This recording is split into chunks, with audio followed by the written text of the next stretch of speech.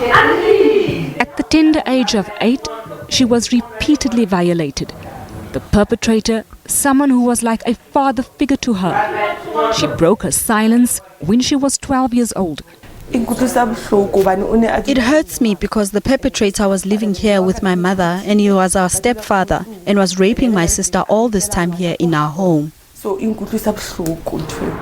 A case was opened in 2016. Months later, the docket was allegedly lost, forcing the release of the accused on bail. In 2017, a new case was opened. Suffering prolonged psychological stress, the victim has to attend a special needs school. Every time we go to court, CCTV cameras are not working. We are told the defense is sick and the case gets postponed. This is affecting and hurting us. It's been going on since 2016 up until now. And only last week she testified. I just want this case to end and the perpetrator to be punished. There were various reasons for postponements. It cannot only be attributed to the fact that CCTV cameras at some stage were not functional. I remember at some stage there was no electricity in Soweto, so the court could not proceed.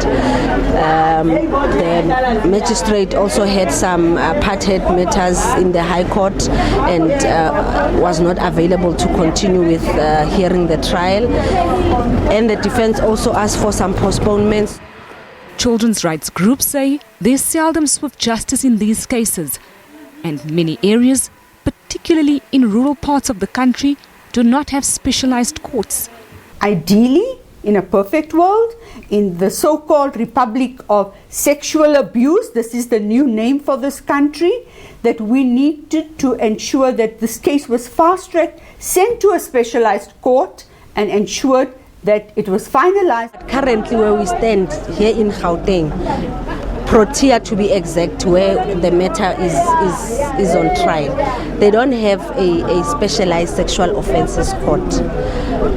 They use those courts with CCTV facilities in order to hear cases of rapes.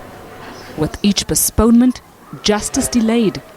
The 15-year-old will be back in court next month, reliving the ordeal she so desperately needs closure from. Gillian Pillay, SABC News, Soweto.